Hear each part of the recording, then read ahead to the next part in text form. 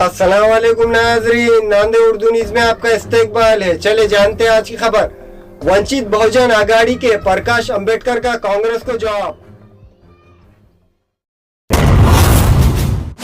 प्रकाश आंबेडकरांना वाटत असेल तर आमची काही, आम्ही तर म्हणलो, आमच्या पत्र लिहिलंच आहे आम्ही, तुम्ही ड्राफ्ट तयार करून द्या की संविधानाच्या या सगळ्या घटनेच्या चौकटीमध्ये कसं बसवायचं, काय बसवायचं, किंबहुना आपण दोघं एकत्र बसून चर्चा करून मुद्दे तयार करू आणि ते मुद्दे सर्वच मिळून सही करू की बा याच्यामध्ये आमची भूमिका जी आहे ती RSSच्या आयडियोलॉजीच्या विरोधात आहे, यामध्ये कुठलीही शंका बाळगायचं कारण आता राहिलेलं नाही. आतला मूळ मुद्दा आहे, मला फक्त ती अवगत करायचं आहे, कारण की हा विषय प्रेसमध्ये आल्यामुळे मी या पत्राचा उल्लेख, जे पत्र लेखी त्यांना आमच्या दोन्ही मान्यवर नेत्यांच्या माध्यमातून हे गेलेलं आहे, मला मुद्दाम सांगायचं आहे. दुसरा विषय, जागा कमी जास्त काय, आम्ही 4 जागा देऊ केलेल्याच आहेत, त्याच्या व्यतिरिक्त जी काय भूमिका असेल ती सुद्धा आम्ही चर्चा करायला तयार आहोत, हा त्यातला दुसरा महत्त्वाचा मुद्दा आहे. त्यामुळे या सगळ्या पार्श्वभूमीवर हा माझा खुलासा मी या ठिकाणी करत आहे. काँग्रेस अध्यक्ष राहुल गांधींना सुद्धा प्रकाश भाऊंना भेटायची इच्छा असेल तर ते सुद्धा निश्चितच राहुल गांधी सुद्धा भेटायला तयार आहेत, काय अडचण नाही. डॉक्टर प्रकाश अंबेडकर ने कांग्रेस के राधाकृष्ण विखे पाटिल के लेटर का जवाब में कहा कि वंचित बहुजन आघाड़ी के क़याम के बाद से ही हमारी ख्वाहिश थी कि कांग्रेस के साथ इत्तेहाद हो. इसका जिक्र हम महाराष्ट्र के मुख्तलिफ मुकामात पर हुए जलसों में किया, लेकिन कांग्रेस ने अहमियत नहीं दी. रियासत का वंचित तबका इक़्तिदार में हिस्सेदारी चाहता है. मजलिस इत्तेहादुल मुस्लिमीन के बैरिस्टर असदुद्दीन अवैसी ने इसकी तायद की.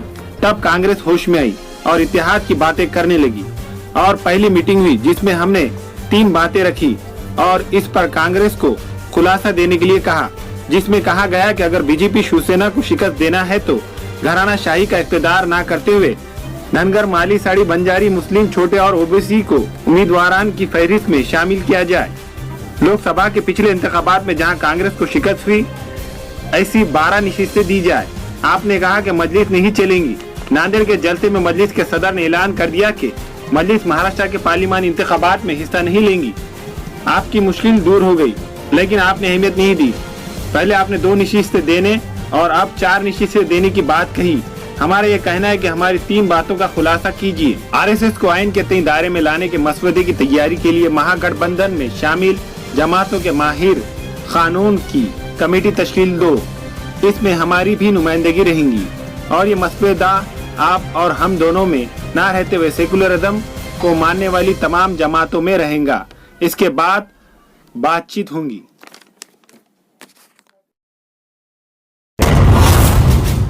आप बोलते हैं कि नहीं, प्रकाश अंबेडकर साहब से बातचीत हो सकती है, MIM से नहीं हो सकती. तो सुनो राहुल गांधी, सुनो अशोकराव चव्हाण, मैं पूरे इखलास के साथ और पूरी जिम्मेदारी के साथ और पूरे सीरियसनेस के साथ कांग्रेस पार्टी से, शरद पवार से भी कह रहा हूं कि अगर आप कह रहे हैं कि MIM पार्टी से आपको तकलीफ है, मैं आपसे कह रहा हूं कि आप मेरे बड़े भाई जनाब बाला साहिब अम्बेडकर साहब से बात करो, उनकी इज्जत के मुताबिक उनको सीट दे दो. मेरे को एक सीट भी नहीं चाहिए, मुझे एक सीट भी नहीं चाहिए. जितनी सीट उनकी इज्जत और उनके मुकाम के लिहाज से आप दोगे, असदुद्दीन अवैसी अलग मीटिंग करके तायीद करेगा. मैं तुम्हारे डाइस पर भी नहीं आऊंगा. चलो बताओ अशोक राव, तुमको कबूल है? अशोक राव, तुम बड़ी बड़ी बातें करते हो. आज मैं तुमको ऑफर दे रहा हूं कि हमको जरूरत नहीं है एक सीट की भी, कि हमारे बड़े भाई को, बाला साहिब अम्बेडकर साहब को उनके मुकाम, उनकी इज्जत के मुताबिक उनका मुकाम दे दो. हमको कुछ नहीं चाहिए. अभी तक जो वंचित से बातचीत चल रही है, MIM छोड़कर ही होगी ना.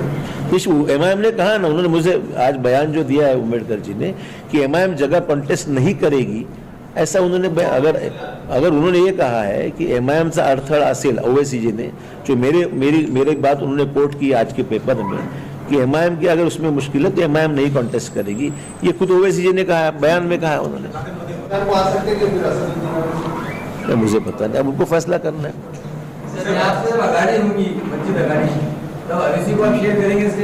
मैं तो कहा ओवैसी से सवाल ही नहीं उठता है। ओवैसी जी के बाद हमने तो पहले राइट फ्रॉम डे वन हमने कहा है कि एमआईएम को हम हमारी आघाड़ी में नहीं शामिल कर सकते, हमने पहले से कहा था। सर उनकी डिमांड थी कि संविधान की चौकट में लाने के लिए आप जो है तैयार करके दे मसौदा, तो सर आपको तैयार करने में क्या दिक्कत है? तैयार का सवाल नहीं है, इश्यूज क्या है बेसिकली फ्रेम करना चाहिए ना।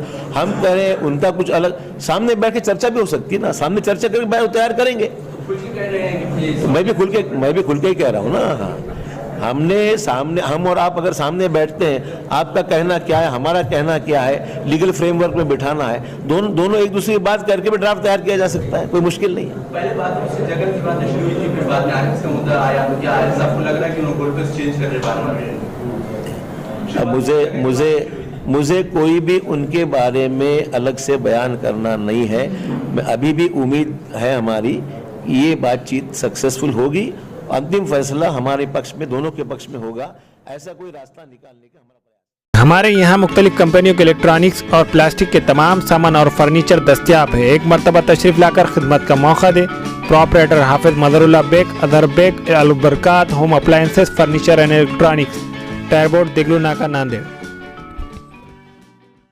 नाने उर्दू न्यूज़ यूट्यूब चैनल को सब्सक्राइब जरूर करें और बेल आइकन को क्लिक करें। बेल आइकन को क्लिक करने से होगा ये कि आपको लेटेस्ट न्यूज़ अपडेट की नोटिफिकेशन मिलती रहती है।